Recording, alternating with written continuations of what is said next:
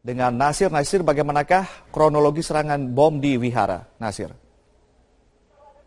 Iya, Ade. Dan pemirsa. Halo. Iya, silakan Nasir. Ya, hingga saat ini suasana di Kota Singkawang terlihat kondusif sejak tadi pagi, di mana kronologis yang kami peroleh dari beberapa sumber menyebutkan bahwa pelemparan bom molotov tersebut terjadi pada pukul 3 dini hari. Namun diduga pelemparan tersebut dilakukan dua orang yang menggunakan kendaraan bermotor. Namun hingga saat ini pihak kepolisian Polres Singkawang masih berupaya mengidentifikasi pelaku yang diduga melakukan pelemparan bom molotov di Vihara Budi Dharma. Ade. Baik Nasir, apakah bisa dikonfirmasi ulang bahwa tidak ada korban yang jatuh dari serangan ini? Ya, sejauh ini bom molotov tersebut yang dilempar oleh oknum yang tidak diketahui ini tidak menimbulkan korban jiwa. Namun serangan tersebut mengakibatkan lantai vihara rusak, begitu, Ade. Baik, apa yang dilakukan oleh aparat kepolisian hingga saat ini untuk TKP sendiri, Nasir? Ya, hingga saat ini pihak kepolisian sejak pagi tadi sudah melakukan identifikasi di lapangan dan mengumpulkan beberapa serpihan yang diduga bom molotov tersebut. Dan saat ini situasi di Kota Singkawang untuk pengamanannya ditingkatkan oleh pihak Polres setempat, Ade. Baik Nasir, apakah ada informasi mengenai material untuk bom molotov, apakah sama atau hampir mirip dengan apa yang terjadi di Kalimantan Timur, Nasir? Nah, hingga sejauh ini kami belum mengetahui karena memang belum ada rilis resmi yang disampaikan oleh pihak kepolisian setempat. Namun hingga saat ini kami selaku awak media masih menunggu konfirmasi dari pihak kepolisian terkait adanya pelemparan bom molotov yang mengenai Vihara Budi Dharma, Ade. Baik, terima kasih Nasir melaporkan langsung dari Singkawang, Kalimantan Barat. KPUD Kabupaten Bekasi terus mencermati dan menunggu laporan perkembangan kasus Ahmad Dhani yang dilaporkan ke Barreskrim Polri terkait dugaan penghinaan terhadap Presiden dan simbol negara RI. Jika nanti terbukti Ahmad Dhani melakukan tindak pidana kejahatan dan dalam persidangan benar dinyatakan bersalah, maka pencalonan Ahmad Dhani sebagai calon wakil Bupati Bekasi nomor urut 2 mendampingi Sa'adudin bisa dibatalkan.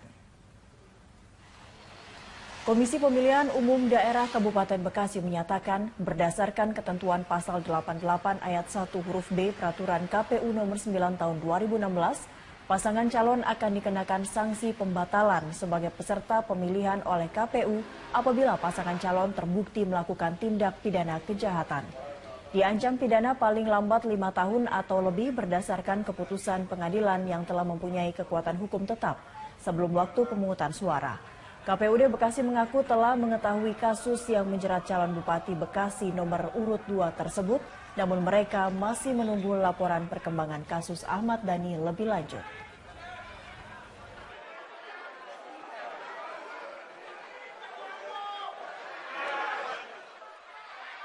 Berdasarkan pada pasal 88 ayat 1 huruf B bahwa pasangan calon dalam pemilihan bupati dan wakil bupati itu dapat dibatalkan oleh KPU Kabupaten, dalam hal ini KPU Kabupaten Bekasi, apabila itu pasangan calon melakukan tindak pidana yang diancam paling singkat 5 tahun dan dibuktikan dengan keputusan hukum tetap yang dikeluarkan oleh lembaga pengadilan.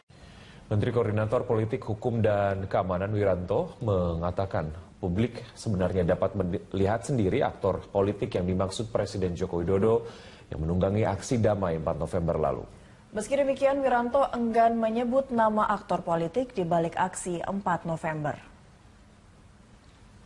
Wiranto mengatakan pada kenyataannya banyak politisi yang hadir dalam aksi 4 November. Namun Wiranto menilai publik dapat menafsirkan sendiri tujuan kehadiran tokoh politik dalam aksi 4 November.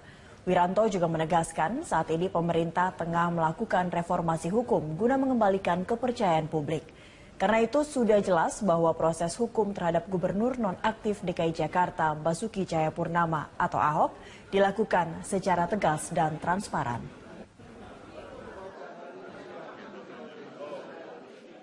kan Anda sendiri lihat kan, ya, Anda lihat bahwa memang ada ya tokoh-tokoh politik yang masuk dalam arena demonstrasi. Nah itu kan sudah terjawab. Aktor politik yang dimaksud Pak Presiden itu mereka yang hadir ya Pak? Nah itu kan terserah Anda sendiri menerjemahkannya terserah. Pak, ya itu kita nggak bisa tuduh-menuduh, tapi kan kenyataannya ya kan banyak para politisi yang juga hadir ya. Presiden Joko Widodo menjawab kekhawatiran sebagian kalangan bahwa calon gubernur petahana Basuki Cahayapurnama ia lindungi. Untuk itu Jokowi menegaskan tidak akan melindungi Ahok terkait kasus dugaan penistaan agama karena sudah masuk dalam proses hukum. Saya menegaskan tadi bahwa proses hukum terhadap Saudara Basuki Cahayapurnama akan dilakukan dengan tegas dan transparan, dan juga saya tekankan bahwa saya, sekali lagi ini juga perlu rakyat tahu, tidak akan melindungi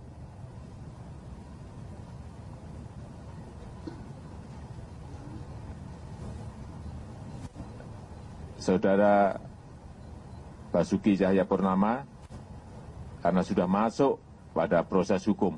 Menteri Dalam Negeri Cahyo Kumolo mengatakan kasus hukum yang sedang dijalani Gubernur DKI Jakarta nonaktif Basuki Cahayapurnama tidak akan mempengaruhi statusnya sebagai calon Gubernur DKI Jakarta.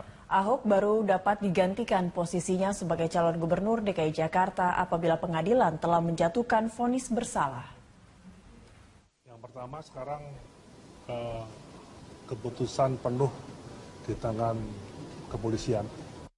Bagaimana arahan Bapak Presiden, ya kita tunggu aja bagaimana hasilnya nanti. Nah, tapi secara prinsip memang aturan undang-undang dan peraturan KPU, ya, sekarang pun juga seorang yang terpidana pun juga masih bisa lanjut. Jadi sampai menunggu keputusan inkrah. Ya, misalnya apapun diputuskan seorang calon kepala daerah yang sudah penetapan oleh KPU, walaupun dia sampai tersangka atau terdakwa, ya dia masih sah sebagai calon, kecuali dia mundur. Nah, tapi mundur itu konsekuensinya besar. Ada sanksi pidananya, ada denda yang cukup besar. Saya kira ini perlu diperhatikan. Ya terus jalan, nggak ada masalah. Nggak ada masalah. Kalau perlu kampanye juga tidak harus yang bersangkutan, istrinya juga boleh, yang suksesnya juga boleh, nggak ada masalah. Tapi yang penting 3 pasang calon di Jakarta atau yang lainnya itu harus punya hak yang sama untuk mensosialisasikan dirinya, menyampaikan programnya, dan saya juga minta Bawaslu lah, Panwas yang lebih proaktif untuk bisa ikut mengontrol itu aja. Kabareskrim Mabes Polri, Komisaris Jenderal Polisi Aridono memastikan gelar perkara kasus dugaan penistaan agama akan dilakukan terbuka terbatas. Ya, pihak kepolisian akan memanggil sejumlah pihak yang diundang untuk mengawasi jalannya gelar perkara. Sebelumnya Kapolri mengatakan gelar perkara akan dilakukan terbuka, namun Kabareskrim Komjen Aridono menjelaskan gelar perkara akan dilakukan terbuka terbatas, yaitu akan mengundang beberapa pihak untuk mengawasi. Sejauh ini Komjen Aridono belum memastikan apakah gelar perkara dapat diliput media secara langsung atau tidak. Itu aja. Jadi belum terbukanya terbuka terbatas mungkin ya, nggak terbuka ya. Ya ini masih kita bahas lagi karena kan memang aturan yang tegasnya itu biasanya kita kan hanya internal. Nah ini terbukanya mungkin saja kita mengundang pihak-pihak.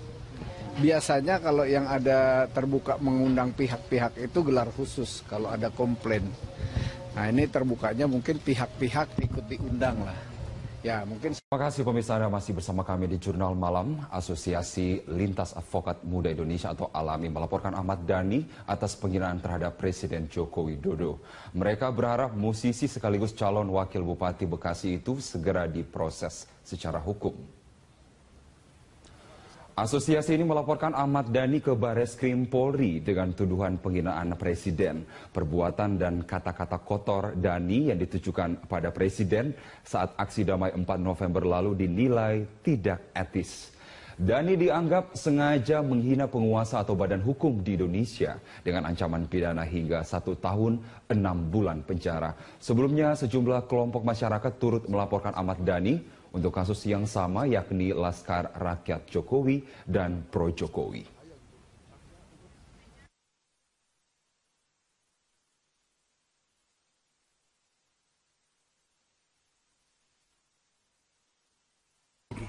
Diduga ada penghinaan terhadap simbol negara, ya, yang kami laporkan adalah pasal 207 KUHP.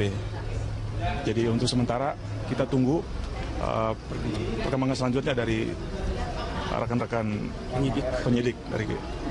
Yang dibawa apa aja? Jadi sementara semalam kami bawa itu rekaman video yang sudah di-share ke publik ya,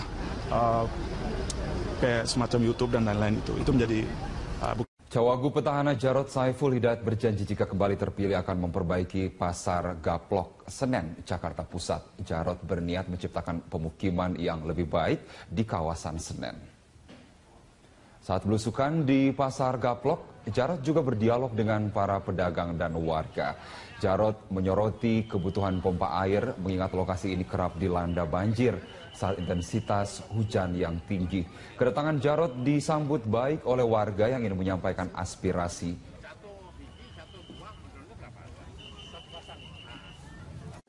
Muhammadiyah mengajak seluruh elemen bangsa untuk mengawal proses hukum dugaan penistaan agama yang dituduhkan kepada Basuki Cahayapurnama.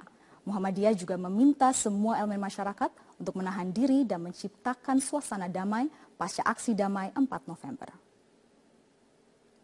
Ajakan mengawal proses hukum Ahok dikatakan Ketua Pengurus Pusat Muhammadiyah Haidar Nasir usai berdialog dengan Presiden Joko Widodo di kantor PP Muhammadiyah Jakarta. Muhammadiyah sangat menghargai tindakan Polri yang mengusut dugaan penistaan agama yang dilakukan Ahok. Haidar memastikan aksi damai 4 November merupakan aspirasi murni umat Islam tanpa ada klaim dari golongan atau kelompok tertentu. Muhammadiyah berharap seluruh elemen bangsa menciptakan suasana yang kondusif untuk mengawal kasus Ahok agar sesuai rasa keadilan dan aspirasi umat Islam. Karena itu juga kami berharap bahwa seluruh rakyat dan komponen bangsa termasuk media massa diharapkan pasca 4 November ini menciptakan suasana yang lebih kondusif untuk mengawal kasus ini agar betul-betul sesuai dengan rasa keadilan dan aspirasi umat Islam yang merasa rasa dan jiwa keagamaannya terganggu. Kami juga berharap dan mengajak pada seluruh umat Islam untuk terus mengembangkan suasana damai sambil mengawal proses hukum ini secara demokratis, konstitusional, mengikuti koridor hukum, dan tetap bermartabat.